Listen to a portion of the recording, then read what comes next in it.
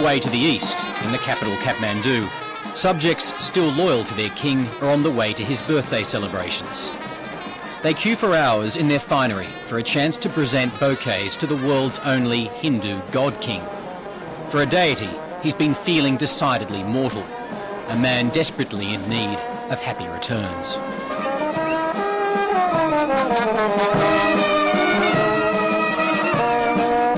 Oh, my lovely king, my very real king. I support king because the real leader of our nation. Only the king can solve our problem, not other.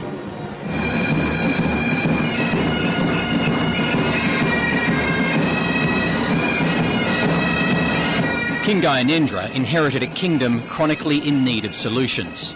He was the most senior royal left standing after the rest of the family, including his brother King Birendra, were massacred 2 years ago by an inebriated crown prince who then shot himself.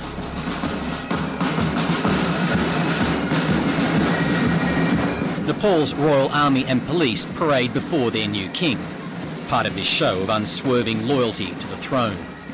Notably absent are some of the kingdom's key political figures. Nepal is supposed to be a constitutional monarchy, but when the war with the Maoists escalated last October, King Gyanendra sacked an elected Prime Minister and installed his own government.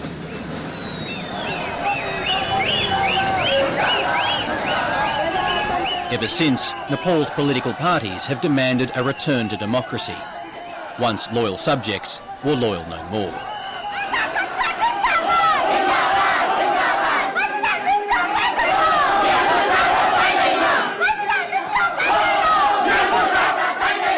When people power brought democracy to Nepal in 1990, a culture of chaos came with it. In 13 years, there have been 13 prime ministers. While the Maoists turned to bullets, other parties stuck with banners, like former Foreign Minister Ram Charan Mahat, who was once beaten by police. Of course, in a fight between the royal force and the people's force always wins. So we have no doubt about the ultimate victory.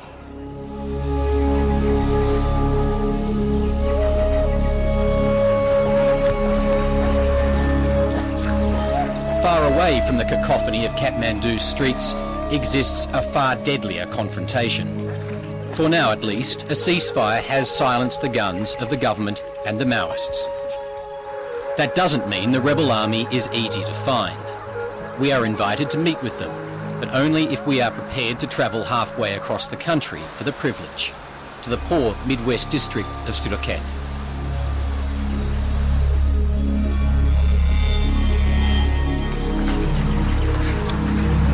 The other side of this bridge is a no-go area for government forces. We step from a kingdom into a red republic. This is a life basically unchanged for centuries. If you want to get anywhere, you do it on foot. And along the way, it's easy to see how the communist icons of a hammer and a sickle can have a simple appeal. Everything here is driven by the labour of humans or beasts. When we started out, this was meant to be a 2-day walk at the most. This is now the 4th day. Quite frankly, we're feeling pretty weary. We're supposed to be there soon, but every village we get to, there's a new Mao contact and we've got to go somewhere else. So suspicious are the Maoists of outsiders. Whoa. The next morning, after a few last stumbling steps, we arrive at the Maoist camp. Hello.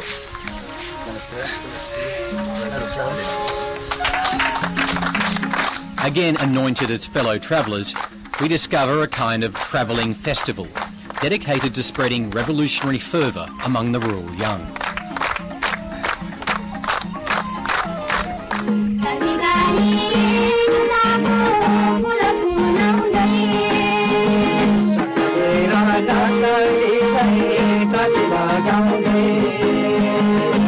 As the heroes of the revolution loom over the proceedings, 25-year-old district leader Sudeep preaches anti-Americanism in an M&M t-shirt.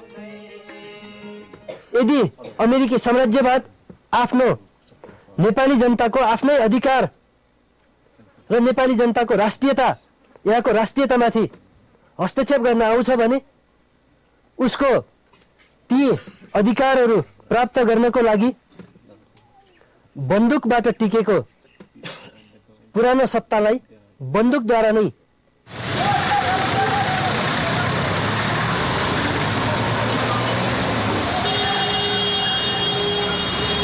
This has been a war largely waged under the cover of darkness. The Maoists rule the countryside, government forces control the towns, searching vehicles and imposing curfews. The confidence of the military now bolstered by the discreet helping hand of Washington. Last year, the Royal Nepalese Army received $21 million in military training and aid from the United States, which has also placed the Maoists on its terrorism watch list.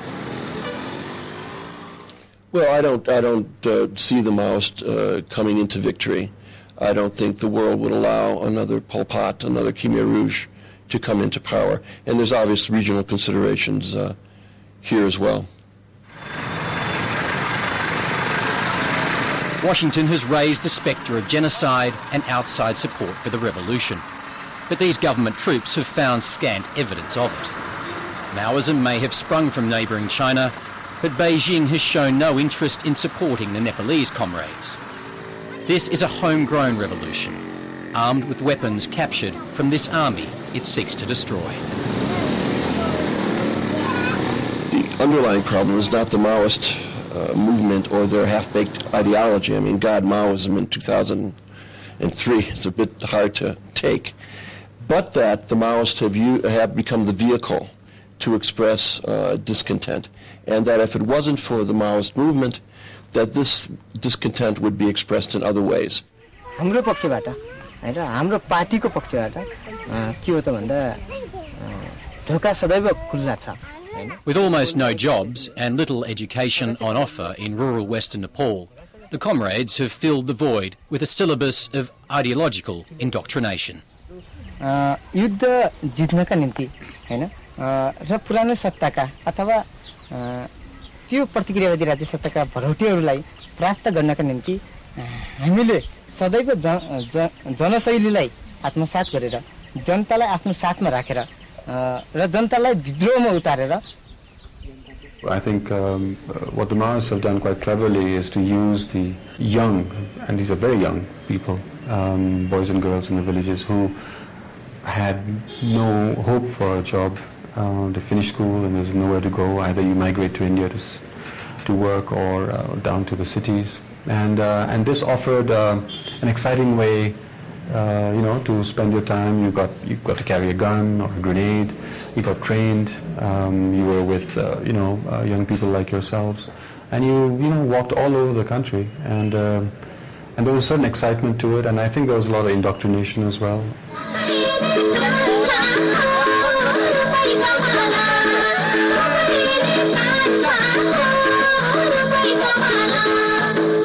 Mao Zedong said that war is politics with bloodshed. And despite their apparent innocence, these cadres have seen their fair share of that.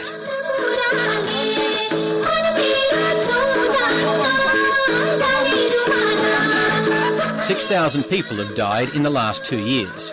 One of them was the father of this 12-year-old boy. His Maoist code name is Kranti.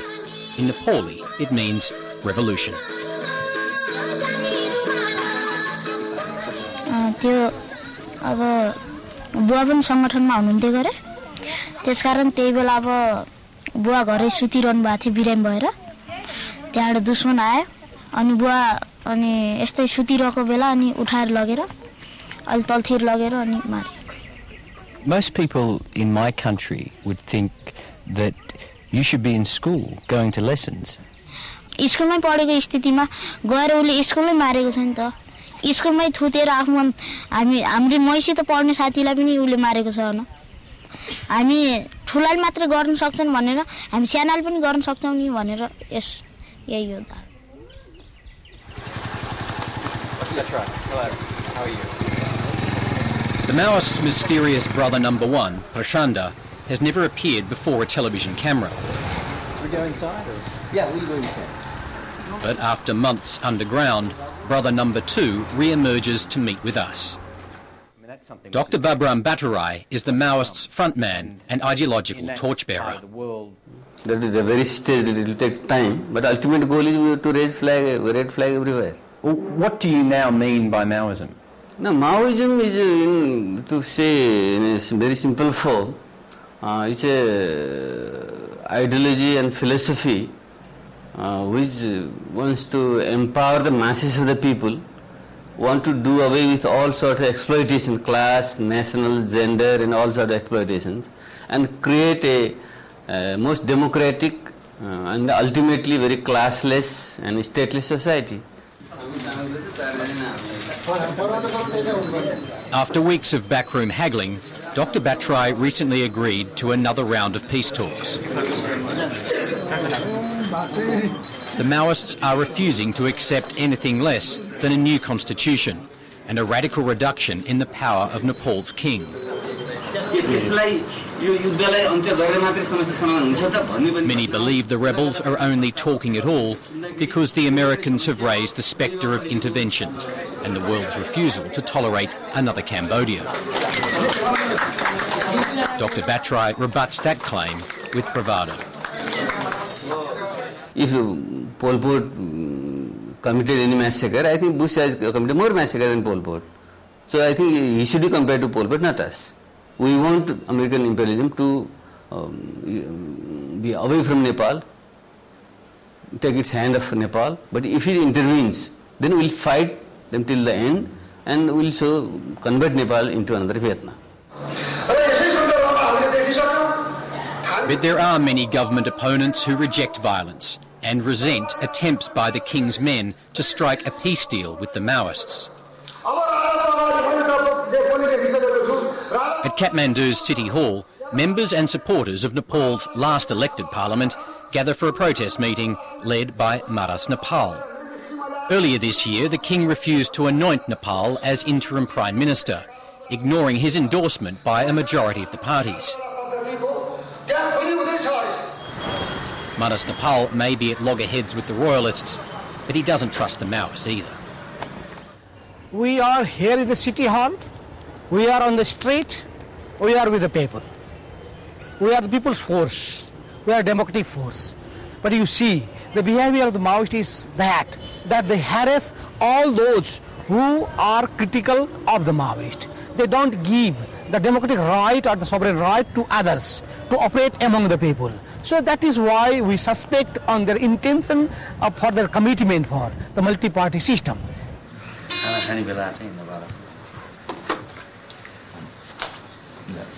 Busily working the phones, Kamal Thapa is the government's top negotiator in peace talks with the Maoists. He believes that compromise is the last remaining hope. I firmly believe that there is no other option left for the Maoists as well as for the government. We can linger with this, but none of the side can claim a total victory through violence. So there is no other option than peaceful negotiation. We have to bring them into the mainstream. This is our challenge and we will try to convince them. It's not inconceivable, especially because the other parties are in such disarray.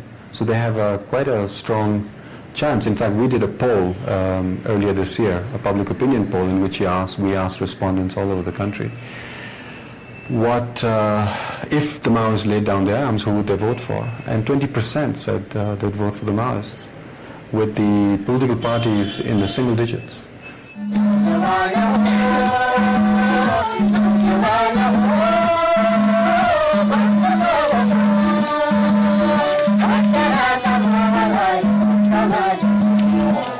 In the hills, young spirits are up, and utopian dreams are doing a roaring trade.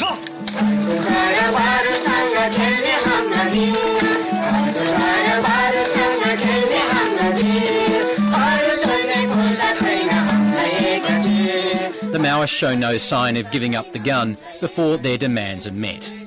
But underneath the ideology, those demands amount to little more than the violent insistence that the lives of the rural poor improve.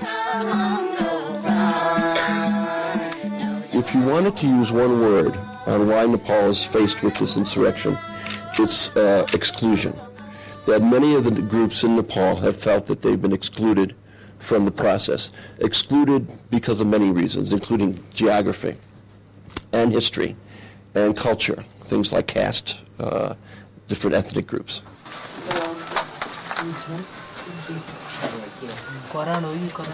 As the Maoists pack up to move to a new secret location, we begin our journey home. Along the way, sitting on a pass between the hills, we find the village of Dahar, struggling to survive under two regimes.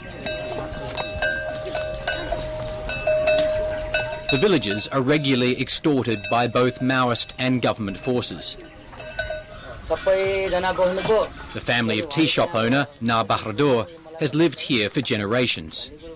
मलाई केही खुसी छैन हजुर मलाई केही खुसी छैन अब हामी त के हो भने जनता हामी जनता भइसकेपछि अब जुनै सरकारले पनि अब जुनै पार्टीले पनि सरकार ल्याएपछि जुनै सरकार आए पनि अब आफूले मान्नु पर्ने हो त्यो सरकार मान्दैन भनेपछि अब हामीलाई अब कारबाही गर्छन् फेरि अब वहाँबाट फेरिबाट यसो बाटो फेरि नेता भएर Dahar has no health facilities, and Na Bahador's 3 children have no prospect of education after the age of 7. अब अहिले मानौँ न भनौँ अब माओवादी रहिबकन त्यहाँ पुरा गोली गत्थाहरू लिएर आएपछि के गर्नु त अब के गर्छस् खाना दिन्छस् नै भने चाहिँ अब के गर्ने हजुर अब बाँध्नु लागि पनि अब खान दिनै पर्यो अनि उतातिरबाट अब साई सेना आयो भनेपछि हजुर एकासी अब आएपछि अब जे भने नै भन्न सकिँदैन अब गोलीको सामने त अब हामी त अब बाँचौँला भने 2 दिन बाँचौँला भन्ने माया सबैलाई हुन्छ के अरे त्यस कारणले पनि अब जोन सरकार आए पनि जुन राजनीति आए पनि हामीलाई यो गरिबको उत्थान कहिले नहुने रहेछ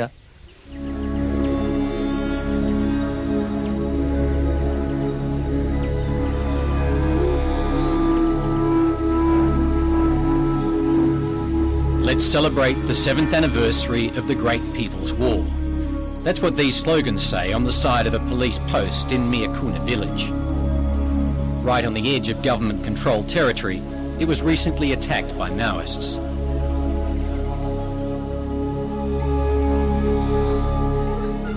Looking on is 52-year-old Hiragarum, but she has little to celebrate. It's been years since she's seen her 2 sons. अब मेरो छोराहरू भर्ती भएको छ है अब मेरो छोराहरू घरमा आउन नपाउने है छोराहरूसँग भेट हुन नपाउने छोराहरू घरमा आउन नपाउँदाखेरि अब माओवादीको डरले आउन नपाउने भए त्यही भएर मलाई मन पर्दैन कुनै भाइ त हो नि माओवादी पनि लडाई नहोस् शान्ति सुरक्षा होस् भन्ने मन पर्छ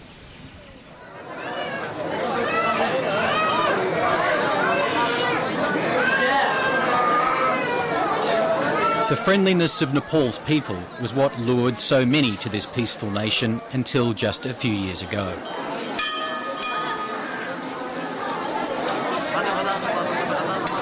That lost innocence may never be regained, as every ceasefire so far has seen a return to war.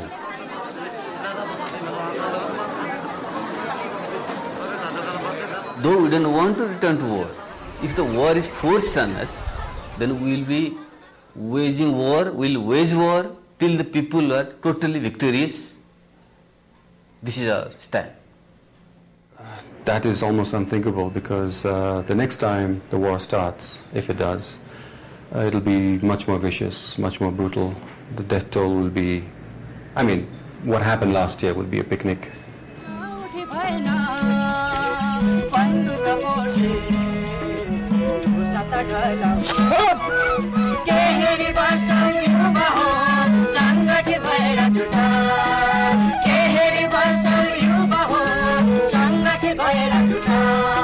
If the guns are to stay silent, the clamour for compromise must get louder.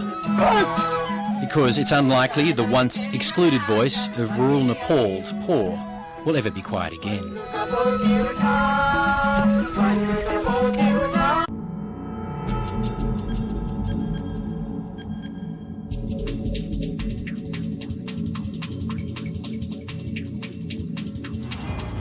The